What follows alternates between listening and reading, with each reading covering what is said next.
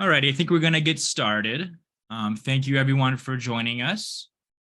This is the Staying Safe in a Connected World training series offered by Easter Seals, Massachusetts, provided by the Mass Rehab Commission. This is assessing your security in using software. This is part 2 of a 3-part series of Staying Safe in a Connected World. My name is Ilan Aldalmeyer. I'm an assistive technology specialist with Easter Seals. I have been working in IT for around 15 years, providing help desk support, network engineering, and system administration over that period of time. I've also offered many computer webinars, training services throughout that time. And I have an enormous interest in bridging the knowledge gap and reducing the digital divide of computer knowledge between generations. I discovered AT, assistive technology, about 5 years ago. And I've worked throughout the industry. Now I'm working with Easter Seals providing these services. With us today is James Osorio, who is an assistive technology technician. He also has an extensive career in IT, working with computer systems, networks, system administration.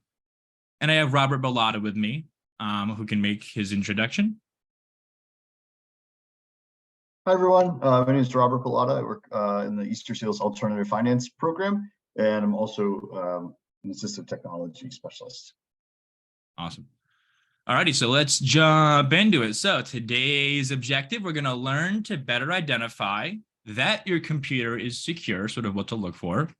We're going to identify methods that your computer will use to notify you of security risks, right? Better identify sort of what a notification might look like or what it is. We're going to become more familiar with the types of protective software that exists and what that software can do. Additionally, what it can't do. We're also going to learn to ensure that your software is always working as effectively as it can be, to make sure it's working for you all the time. Some quick housekeeping. This training is being recorded and it will be made available to review. Another note that these trainings take place very often. They repeat on a regular schedule. So if you missed something here today, or if you missed part 1 or part 3 of these courses, you can always jump back and take them at another time. During these trainings, only the presenters, that's myself, Rob, and James, will have our cameras enabled, and we're using a screen share utility so that you can see the presentation. That's all we'll be doing with the screen sharing today. Q&A is held at the end. I will ask if you have a question as they come up, please feel free. If it's topical, that question we can answer right in the moment, or it's very likely that a question may be answered later on in the slides. But we will spend some time at the end. We do have some time set aside for us to sit and chat about whatever questions you may have. Some more information regarding Easter Seals and assistive technology. We offer services for home, work, education, and play. Some of those services include assistive technology and augmentative alternative communication evaluations.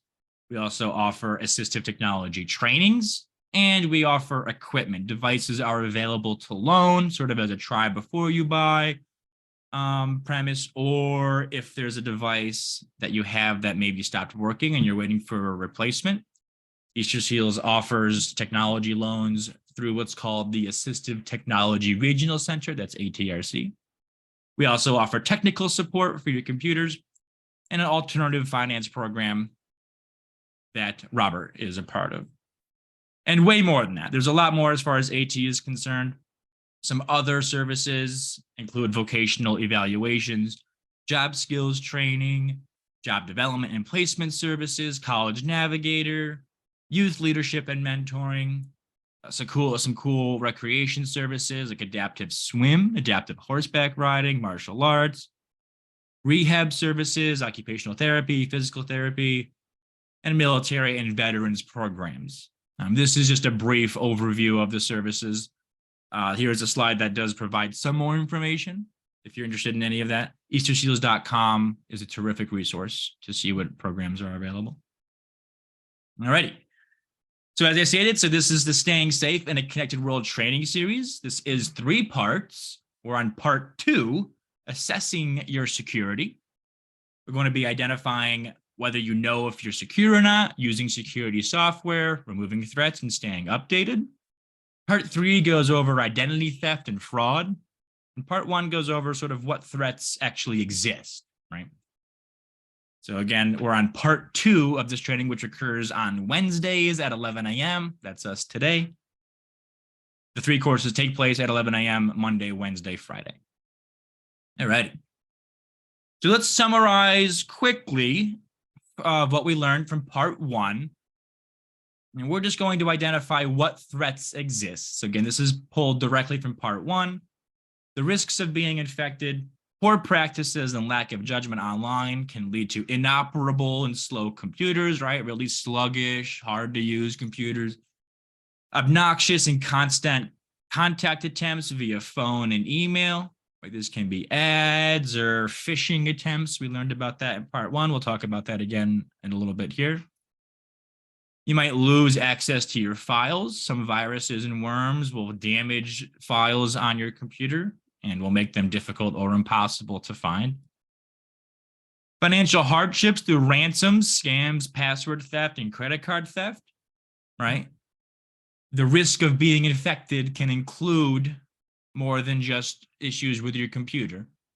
And we talk about part 1 and in part 3, what the costs are of some ransom attacks, other scams, and other software. These are all risks of infection. And today we're going to learn about how to prevent that from happening. And of course, identity theft is one of the risks. From part 1, we learned that malicious software is known as malware. And it is the #1 software threat. And it comes in different varieties. So there's a virus. We have a worm, adware and spyware. Remember, adware sort of pops up and tries to, it uses this excitement and urgency to get someone to click on a link, right? Maybe offering free iPads or something. Spyware tracks your browsing history, keyboard strokes.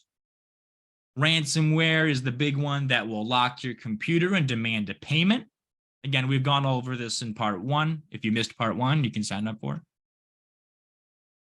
And then Trojans, keyloggers, and botnets. Trojans are just fake programs disguising themselves as useful, but are actually harmful. Keyloggers will track your keyboard movements, and botnets are like a hive mind collective of computers that your computer is unintentionally amassed into. Assimilated, I think would be the right word. From Star Trek. So assessing your security. So we've learned, again, we did a quick summary on what threats exist. Okay, great. We know what threats exist, but how do I know my computer is safe? How do I know if I am secure? One of the first questions we want to ask is, who has ever had a virus of any kind on their computer? And I'm just going to assume it's everybody, because most of us have had a virus or really any weird program, an inappropriate app or an unwanted program may have made their way onto our computers. And we've all had it and we've all seen it. So we're going to learn 3 practices to help ensure that we are secure. The first practice is going to be to look and listen. There are many visual and audible cues that occur to let you know if something needs your attention. And there are different levels of urgency, which we're going to learn as well. The second practice is using security software, right? Choosing the right software, understanding the functionality of software, the limitations of the software. And the third practice, probably the most important, is scanning and updating, right? So using the software that we have available, keeping your computer up to date, using the removal tools, and understanding, once again, what that software's role is in your life and in your computer's life. So first and foremost, look and listen. So the visual and audio cues reveal so much information. You can immediately determine the security, the urgency, the safety of any particular situation with some colors, some other sort of guides, some visual guides. Color-coded icons will share a level of urgency. We're going to look at those in a second. Pings and chimes, right? So those are audible prompts, will indicate some level of urgency. You wouldn't be hearing a thing if it didn't need to get your attention. And you might see a window actually pop up indicating that you need to do something, right? This pop-up typically means permission is needed to perform some sort of action. And this window pop-up is often accompanied by a noise and vision, a visual cue.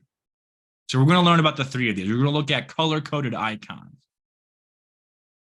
So for visual cues, we've got green, yellow, red, right? The traffic symbols, traffic sign. It's pretty easy to surmise what each of these colors might mean, but in a computer sense, let's go over it. So green, good to go. Floor it, things are moving fine, traffic's cruising, everything's nice and easy. Yellow might indicate that there's some interruption. There's an accident ahead. You might need to look at something. Red means stop what you're doing right now. This is urgent, time to take a look. So green, running as intended, right? A software is up to date. It's working. There's no threats. We're going to see more examples of this in a little bit too in the real world. So you might see a green notification indicating that you've confirmed or that something has been sent successfully. You're fully updated. You're connected to the internet. You might get a yellow indicator if you're not, or if there's an interruption. So green indicates that everything is working as intended. No threats, no risks detected. Green is good, life is good. The yellow color, regarding your computer, usually indicates some sort of connection issue, right? There's a slowness, there's a poor connectivity in your network at home. Maybe there's a problem with the Wi-Fi. Maybe it's notifying you that there's an approaching activity. Maybe something's about to occur, right? It's not urgent, but there's something ahead that you might need to be looking at. It could also mean that your software, while working properly, might have some feature or some service that is not turned on. It's not enabled. And so yellow could indicate that things are good, don't panic, but hey, by the way, this isn't working, or you turned this off. Are you sure you wanted to do that? Type of thing. And then red, typically very urgent. Stop what you're doing. It could mean you're disconnected completely from the internet. So red, your traffic has stopped. Your computer's communication has ended. It's over. It's stopped. It could be your software is out of date and it needs to update. We'll talk more about the importance of that in a little bit. Red typically means your updates are over, or you have your software is no longer current and it's now time to update your software. It could mean that there are risks found. This might mean that you have a virus. It could mean that you have some sort of unwanted program. Some threat has been detected. It could also indicate that you need permissions to access whatever it is that you're trying to access. We'll look at this in a second as well. And aside from all that, it could also mean that you might have a new message, right? If you're familiar, we'll look at this in a second, with Gmail or any messaging app, a lot of them will use a red icon to tell you that you have a new message. So it could be something very urgent, like your software is out of date, or you have a virus, or it could just mean you have a new message. And that context changes based on the program, right? This is what it might look like in the real world. So here's an example of the green, right? The check mark, the yellow might be like a caution, yield sign. Hey, notice. And then the red, exclamation point, red, scary, very urgent. On the left side, there's a little icon or a little tray box, a box of icons. This is pulled directly from my computer. And we can see three pieces of information right away. The first is that little shield there in the red box indicates Windows Defender. And when I see that green check mark, that means there's nothing I have to do. The software is updated. A scan's been completed recently. There are no threats found. Smooth sailing. Life is good. Immediately, I know that. I don't need to check anything more than that. I know that that's the case because of this check. Right below it is another icon. This is for my Adobe software. This little red is indicating that the software is out of date. It updates regularly. It doesn't automatically update. Some software does, some doesn't, but Adobe doesn't. And so this is indicating to me that there is a new update, which is urgent because it's going to fix security issues. It's going to add new features that'll make the software better for me. So that's high urgency. And then there's another icon with the letter T. This is for Microsoft Teams. You'll see the green check mark again. This is indicating I'm connected to the internet. I can communicate with my team members and there are no missed messages, right? I'm all caught up. And then just to look at that red icon again. So this is, pulled from an iPhone. The little bell is pulled from Gmail. And then this is an example of seeing red notifications that don't really offer any urgency. This is just a notification that you've gotten a new message, right? We know that because this is a communication app, right? We wouldn't see these red icons and be worried under a phone call. That doesn't imply any security risks.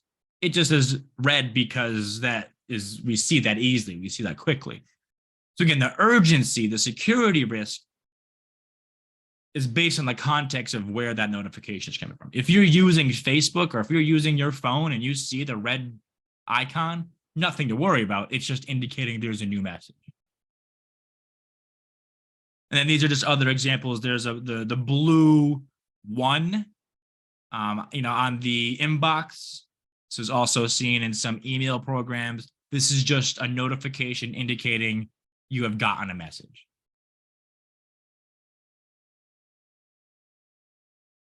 So knowledge check 1. If you notice a green circle hovering over your antivirus software icon, what does that indicate to you?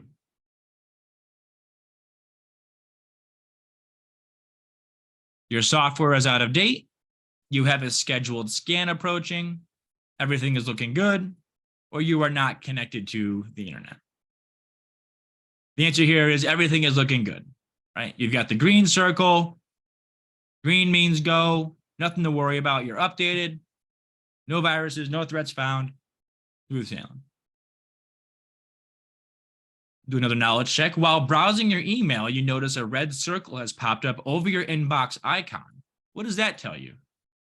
Your computer is infected. You have a approaching meeting. You need to update your email, or you've gotten a new message. In this case, the answer is you've gotten a new message, right? You get that red notification in Gmail, right? You're using a communication app. You see red, no urgent, just a notification.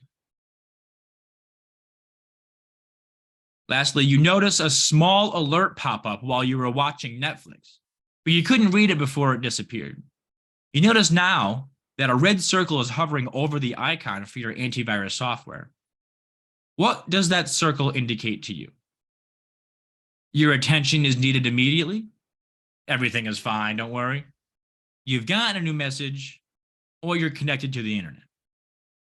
In this case, the antivirus software is showing a red icon, which will imply urgency, and so our action is needed immediately.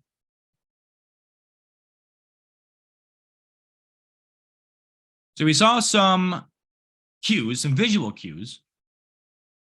I'm going to learn about some audible cues now. These are pretty straightforward. Because you'll get a simple ping or a chime indicating that your attention is needed. If you have a phone, any text message, email, Outlook, Gmail, whatever you're using, there's an audible notification just to let you know, hey, new message. That's all. But with a computer, there are 2 instances where this audible sound is going to demand your attention, right? So if you're just hearing a chime because you got a new message, you can ignore this. Most software, antivirus software, Adobe, Google Chrome when you're browsing online, they're not going to use any sound notifications for much, aside from to tell you that you have a new message. There's two other instances where you're going to hear something where you should actually act. The first instance is going to be in what's called a phishing and farming attempt. Now, we talk about this in part one. Remember, phishing and farming is a type of cyber attack that relies on social engineering to encourage you to give computer access, financial information, or just straight up money to whoever's trying to contact you, right? This happens over your computer in the form of a pop-up. It's called scareware, is another word for it. So these attacks rely on frightening you and trying to get you to work with urgency to make a poor decision, right?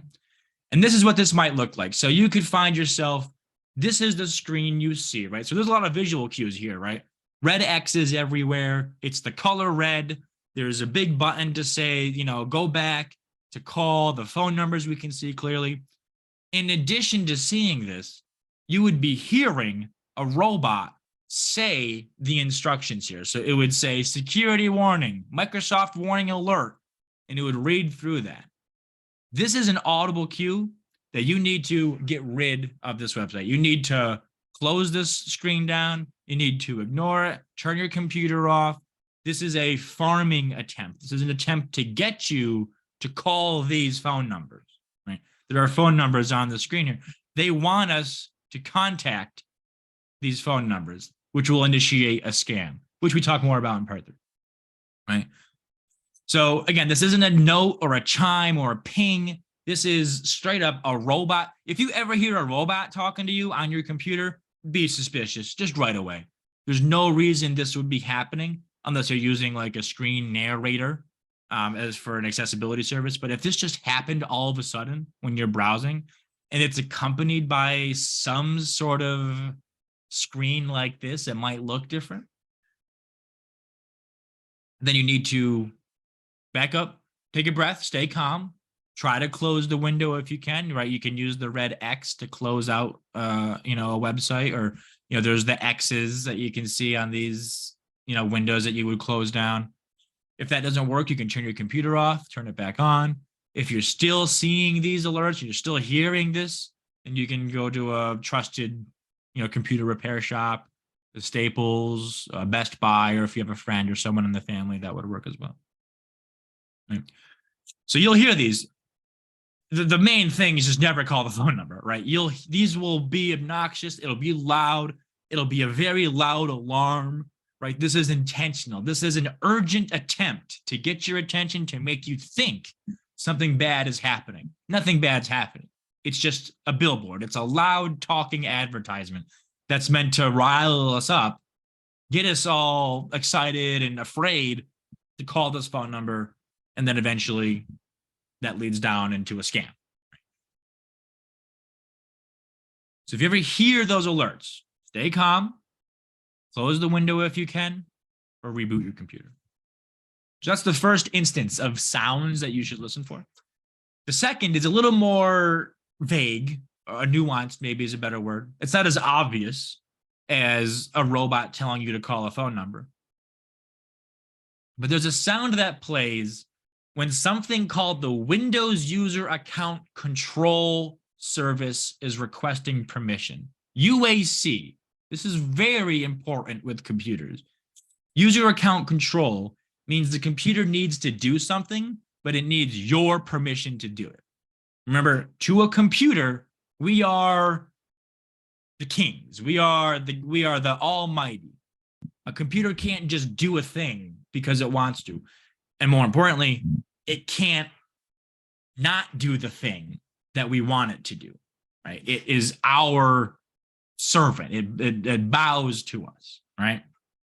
Windows user account control plays a very specific tone, and it is accompanied by a screen, a pop-up that I'll show you in a second, that is requesting your permission to do something. You'll always see this whenever you install a new program.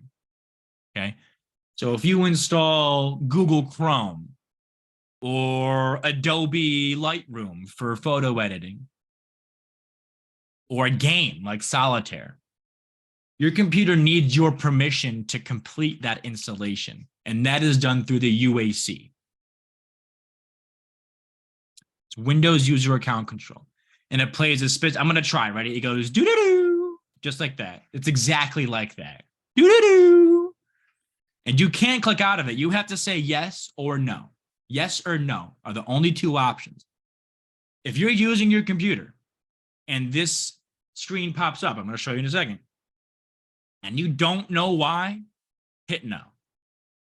If you're using your computer and you're actively installing something, if you know you're doing it, click yes. It's worth being suspicious about it. There's no harm in hitting no, unless you're installing a program, and it won't be installed if you hit no. Right? You're giving permission. This is totally normal. If you're actively making changes to the system, to your computer, this is entirely expected.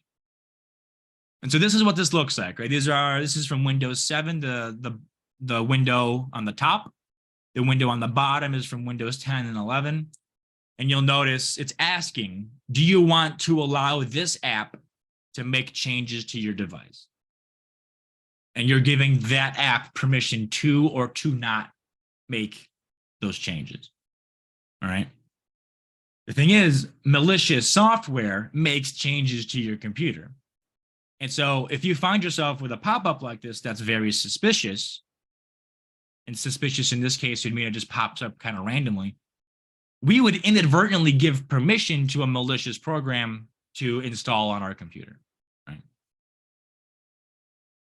So again, it plays a very specific chime. You have to choose yes or no. Can't not. You're going to see this if you're doing Windows updates. And we'll talk about that in a minute too, Windows updates. If you've seen your computer reboot and it'll say, you know, doing Windows updates 0% up to 100%, it would be totally normal if you saw this UAC request pop up. You would hit yes or no. You would hit yes in this case to finish the updates. Again, if you're installing software, if you are actively installing something, you're going to see this and you're going to hit yes. If you're just hanging out, browsing, going to town, and this pops up suddenly, it could be legitimate. It could be illegitimate. So if it pops up suddenly, the safe play is to hit no. It could be that a Windows update was queued in the background that you didn't know about. You get a little tip. So if we look at the bottom left window, so it says registry editor. So it's, you know, do you want to allow this app to make changes to your device? Right below it, it says registry editor. And there's like a bunch of pictures of like a little box kind of falling apart. This is a good example to hit no. The registry editor should never have permission to make any changes. That would say the program, you know, it would say Adobe wants to make changes to your device. I would hit yes, right? Because I know Adobe is the software I'm working on. If whatever's in that space where it says registry editor and it says something, if it's just random gibberish, you're going to want to hit no. There's a lot to UAC. We cover this in our computer fundamentals courses, the user account control. So there's a lot here. Just emphasizing, if you see this screen and you know you're working on your computer doing something, it's okay to hit yes. If you see it randomly, just be suspicious, right? That's the takeaway.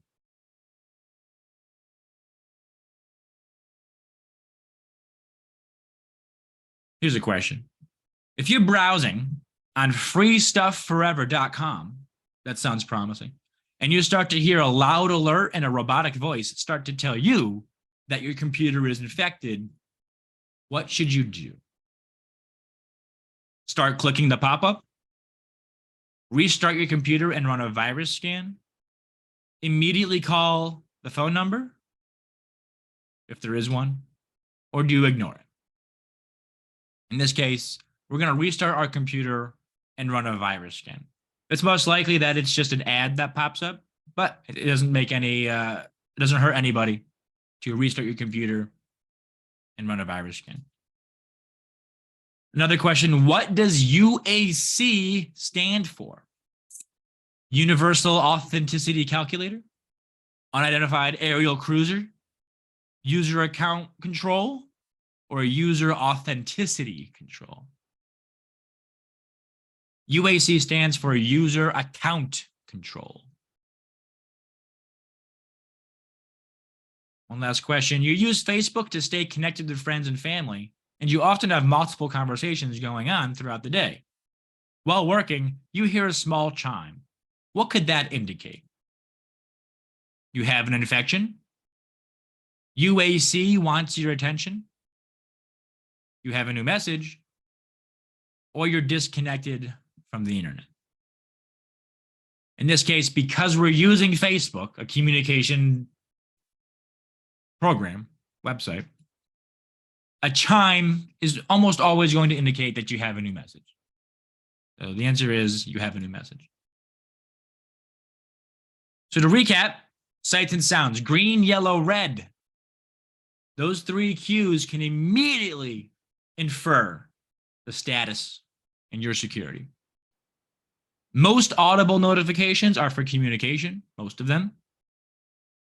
And that user account control, UAC, uses audio cues to prompt the user to give access to something. You're going to see UAC will prompt with a screen and a chime that you can't click out of. You have to hit yes or no.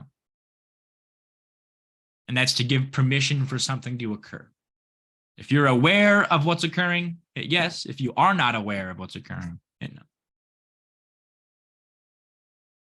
So using protective software, what types of programs exist and what do they do, right? So we learned our visual and audio cues. We saw some of them at least. Now we're going to look at software.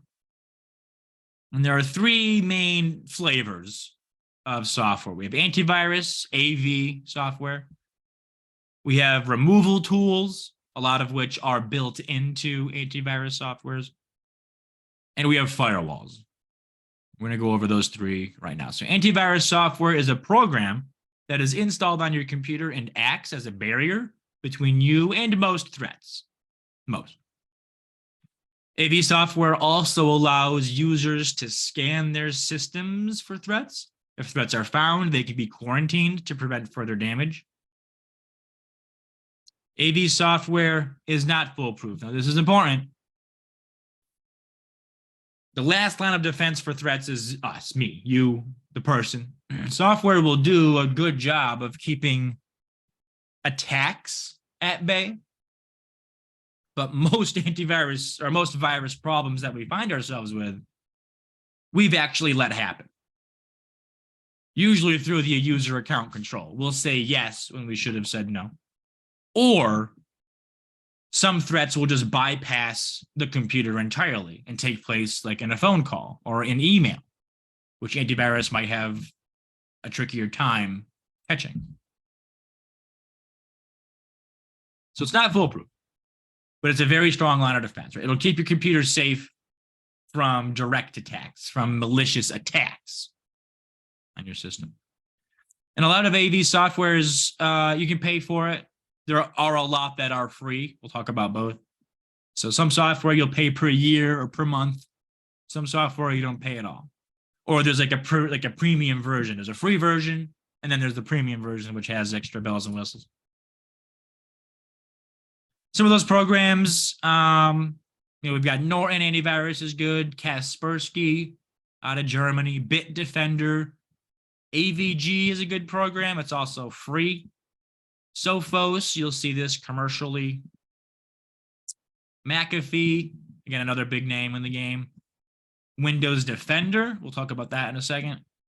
Malwarebytes, you may have heard of. Trend Micro, ESET. These are all perfect. All of them are perfect. There are some reasons to get one over the other. Some antivirus software is very bloated, it's very bulky. When you think about what it's doing, right? It's seeing everything your computer's doing to make sure that it's not a problem. So it's not out of the ordinary that some antivirus software could cause some speed issues, could slow your computer down just a little bit. Windows Defender. One thing I want to emphasize is your computer has security. You don't need to go buy something off the shelf. If you bought a computer, you are secure. Every Microsoft Windows computer has Windows Defender. It's also called Windows Security.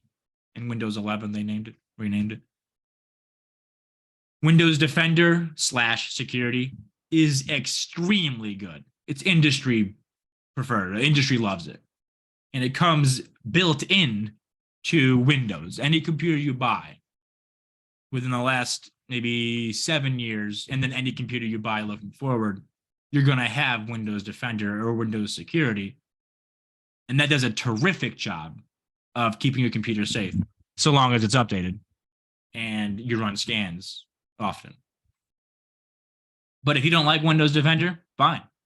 Norton, Kaspersky, AVG, get whatever you'd like. Just don't have multiples. There's no reason to have multiple software programs, period, ever. It's not layering anything. They all do the same thing. So if you have multiple programs, all you're doing is bloating your system more. And you would notice performance issues. You might even lose access to some things, like the internet, because multiple programs are going to be filtering the internet different ways. And that could ultimately end in a loss of some services. So just choose one.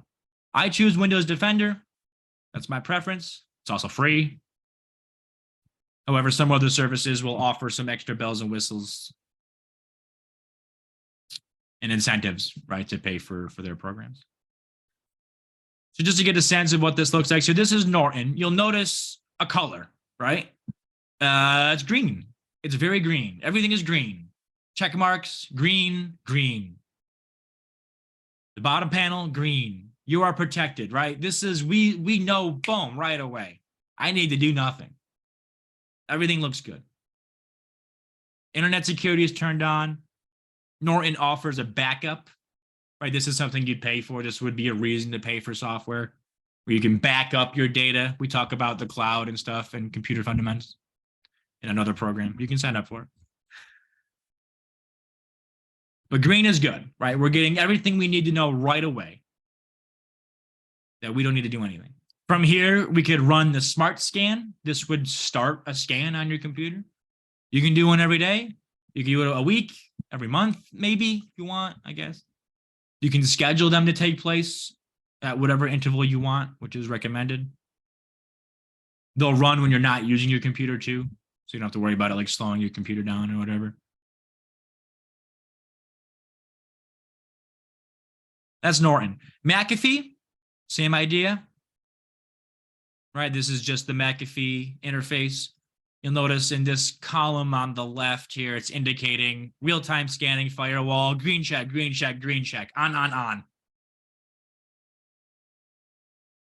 And then in the middle, it says, you know, this is an example of McAfee. So it says 230 threats removed since you installed McAfee, right? Maybe someone installed this program after they had a virus or something, which oftentimes doesn't do anything. Those threats, the word threat in that instance can mean many things. So you'll notice, run a scan. It's that easy, right? You would open this up, you get an immediate overview of what's going on. And right from that same screen, you can run a scan. You could click on the nuclear quarantine option. That would show you the list of threats that it's found. You can look at the history, see what see what other scans you've done in the past have done. That's McAfee. We're not going to look at all of them, right? We could spend a whole day talking about all the different antivirus softwares, but they look pretty much the same, right? It's a screen, everything's green, or it's red. And it would ask for some sort of response. It would say, hey, we got to do a scan. Hey, you're outdated. We got to do the updates. You'd see a lot of red in that case. Windows Defender. So this is just, if you're curious as to whether you have it, you do. I'm just telling you that you do. This is the taskbar. So this is in the bottom right screen. I'm sorry, bottom right corner of your computer screen. At the bottom of the taskbar, you'll see the time and the dates. There's a little hat that you click, this little arrow pointing up. Right here. That opens up this tray, and then Windows Defender is the shield with the check mark on it. And again, that's indicating right away that it's working. If I click on that, if you click on that shield, you're brought into the Windows security sort of at a glance screen. You'll notice green check marks, good to go. No action needed, it says, no action needed. Okay, we're looking in this screen here. Oops. No action needed, everything's good. Firewall is on, account protection is on. If I click on virus and threat protection, this brings up this screen. And from here, I'm able to, in this box here, run a scan. I can look at last time it was scanned, how long did it take, how many files were checked. No action needed, no action needed. Right built in. This is built into Windows. Everybody has this. And on that note, Mac computers, they do have their own built-in security. You can't really access it the same way you do on a Windows computer. The thing is, Windows computers occupy like 75% of the market share, right? So out in the world, businesses and such, most are using Windows computers. Most of you probably are. And so if I'm an attacker and I want to get the most bang for my buck, one virus won't run on Windows and Mac. They're two separate things, right? They have to be programmed differently. So if I'm going to spend time building a virus, I'm not going to waste my time making it for Mac because the scope is larger for Windows computers, right? So Mac computers, you're kind of protected from just that, right? Just having a Mac computer sets you up pretty well. There are built-in security features for Mac computers, don't get me wrong. And you can purchase antivirus software for a Mac computer if you'd like. Some removal tools. So we talked about some antivirus programs. There's really only one that consumers are using, and it's called Malwarebytes. So a removal tool, right? You've got a virus, antivirus missed it, or maybe, again, you gave it permission, you allowed it to go. And now we need to get rid of a thing. Malwarebytes is an industry standard tool. It's very good. There are a couple others. ESET, which we saw in the list of antivirus programs, also does that. But Malwarebytes is good. It's free, easy to get. Some AV software will remove threats, but others will put it in quarantine. Removal tools are a response. Remember, you've already been infected. They're not a way to keep you from being infected. It's something you do after the fact. Again, the industry leader for consumers is Malwarebytes, which is free. Malwarebytes will remove adware, spyware, some ransomware, not all of it, mostly just scareware. Ransomware from part one is software that locks your computer, and you have to make a payment for your computer to be unlocked. 99% of the time, your computer's gone, unless you pay the payment, which is like $60,000. So don't. Maybe don't.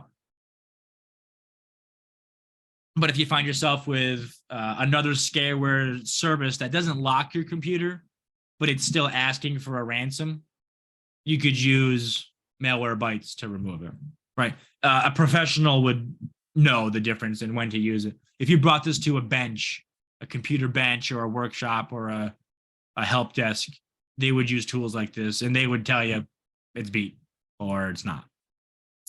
Other viruses, worms, Malwarebytes will do a good job. An unwanted software. This is also called a PUP, a PUP, potentially unwanted program. That's like an ad program, maybe a game that, you know, isn't from a trusted site. Like you get Solitaire from freesolitaire.com. Probably not going to work out very well. That would be a PUP, an unwanted program. But not necessarily malicious, but likely is. Right, this is an example of scareware. So this is, you know, your computer's been locked.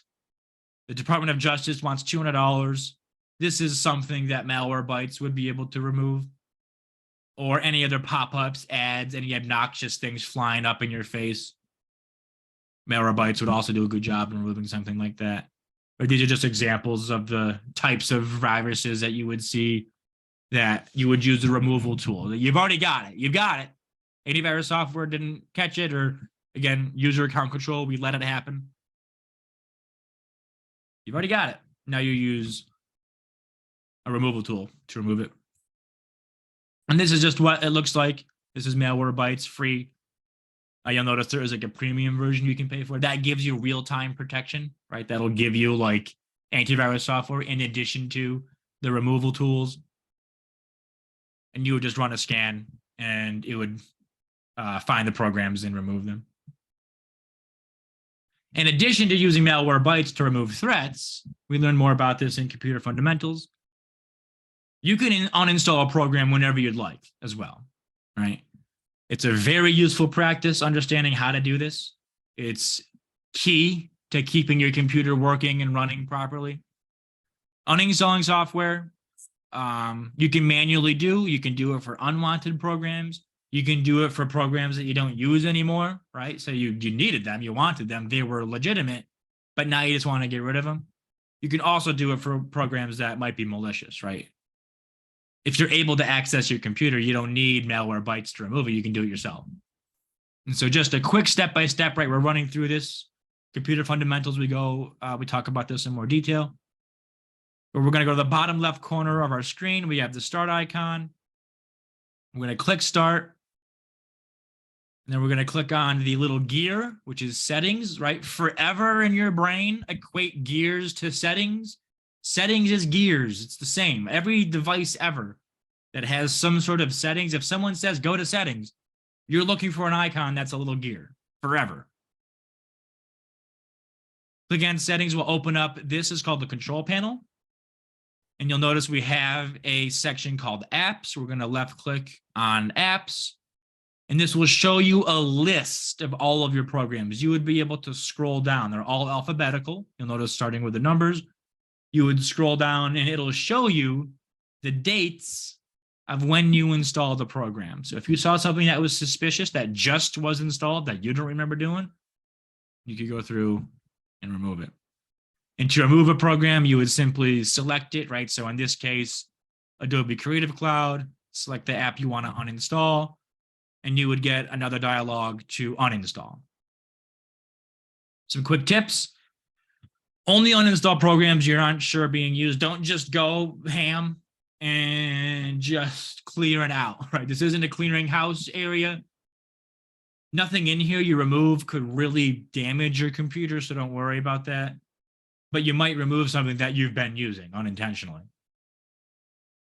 Just ignore any program that has the word Microsoft in it.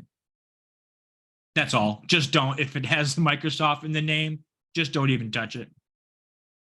And then after you click on uninstall to remove a program, there's going to be a different set of instructions and different prompts to finally uninstall, and you would just follow through. Typically, it would just say next, next, next. What are you installing? Next, next, uninstall, and you're done. Again, we go more in depth with this in our Computer Fundamentals course. And finally, for software firewalls, we're going to just kind of talk about them. A firewall is specific software that blocks certain websites and online addresses from accessing a network or a computer, right? It's like a filter. All computers come with firewall software already built in. If you remember in the Windows security settings box, one of those options was the firewall. The firewall will just prevent certain addresses, IP addresses, from accessing your computer. This is automatically set. It's automatically managed. There's really no action you ever need to do aside from making sure it's on or off, right? That's all you do with the firewall is make sure it's turned on. It would only be turned off if something malicious came in and turned it off. Or if you turned it off thinking it wasn't necessary. It's necessary. Commercial settings, if you work with an office or in an office, this might be different, right? Usually a firewall is managed by IT professionals. And oftentimes a firewall is a physical device that protects a network, a whole, not just one computer, it protects an entire, bubble of computers, an entire building of computers. And that's what this looks like on the Windows security option. So all you need to know is whether it's on or off. If it's off, you're going to have a red notification indicating that's the case. It's a problem if it's turned off. It's not meant to be turned off. We got a few questions. Software that is freed, software that is free or paid for that protects you from online threats is referred to as what?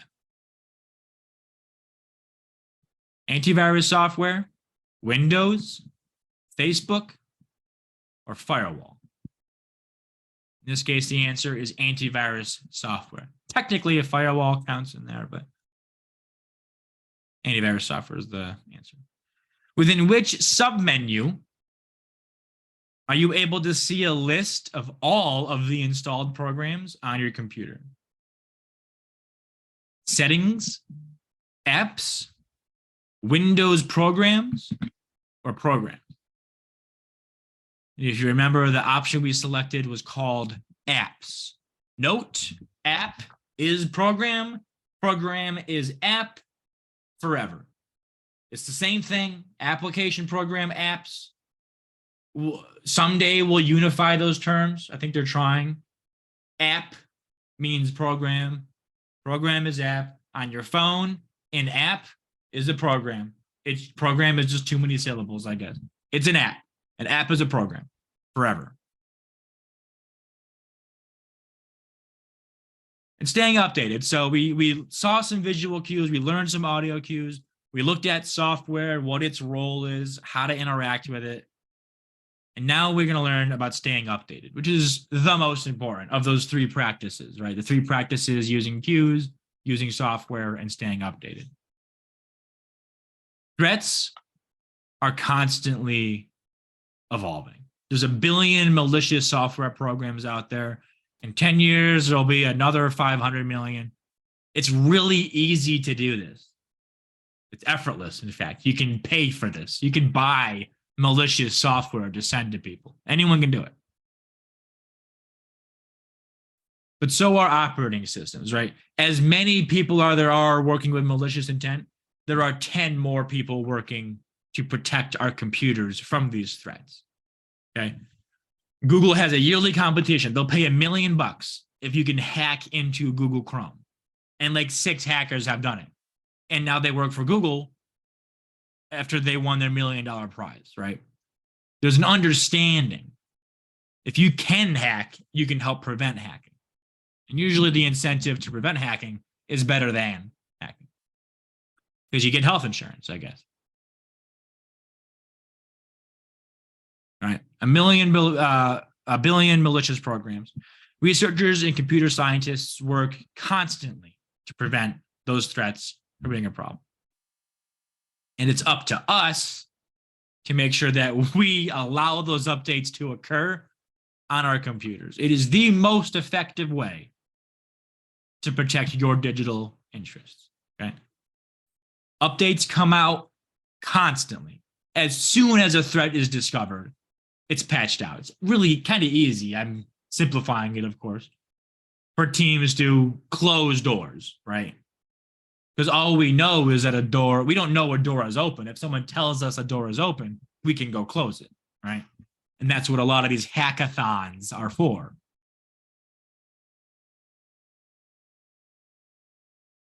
A lot of updates are applied automatically, right? They might happen in the middle of us doing something.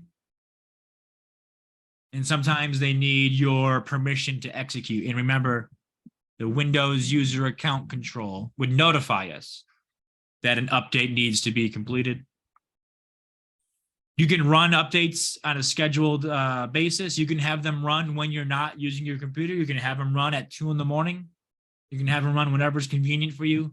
Just do it, for the love of God. There's no reason not to do updates. And AV software will use audio and visual cues to let you know that there's an update ready. Windows will sometimes. You might see, again, you'll see like a yellow notification indicating that an update is ready. But you can check for updates manually. Again, we go to the start menu. And we hit the settings gear. Right? Gear equals settings. Here we are back at the control panel. And you'll notice at the end, there's update in security. We're going to click on that. And then we see in this box, boom, it says, I'm up to date. we would click check for updates, or it would have already checked and it would say update now or update is available. And you would click on that and it would run it through. After a certain period of time, it's just going to do them automatically most of the time. Now, this might be inconvenient because you're doing something, right? But again, how many reasons are there to not update? There, none, right? There's no reason not to at all.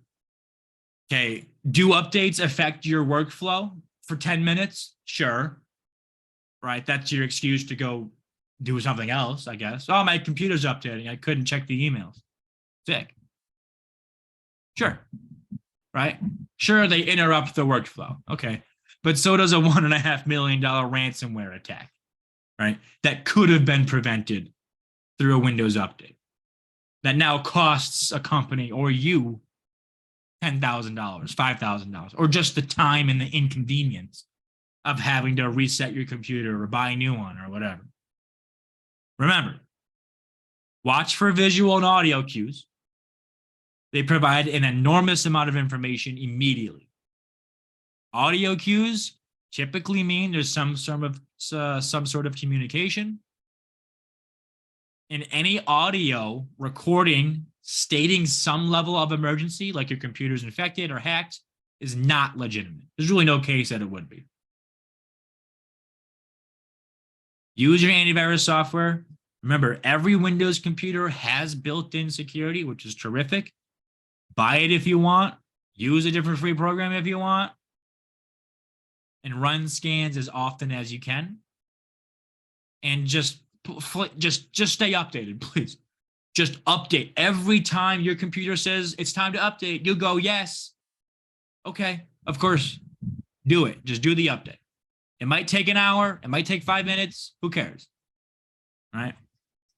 Update your AV software when prompted as well. Antivirus software usually doesn't automatically update. It'll ask for permission and it'll give you some sort of notification that it's happening. So that was part 2 of staying safe in a connected world. Part 3 is on Fridays at 11. You can sign up for those classes at easterseals.com. I'll have a link in a second. And we go over securing your identity and preventing fraud. We go over some safe shopping techniques. Part 1, we talk about what threats are. We define what a virus is and what phishing and farming might look like, scareware. And we have our upcoming computer fundamentals courses as well that'll be launching shortly. So again, easterseals.com/MA will get you to our website. And from there, you can see our calendar of trainings. If you have a moment, please use the QR codes to complete our survey. You can also use the QR code to access the calendar of events and see what trainings are coming up. And we offer computer fundamentals, Windows fundamentals, Mac fundamentals. This course, staying safe on the internet. We talk about Chromebooks. We look at smart home technology, talk a little bit about Microsoft Office and some other software like Adobe Acrobat and PDF files, some other Adobe programs, web design, among many others coming out in the next handful of months. So thank you for coming. Hope you have a lovely day and keep in touch.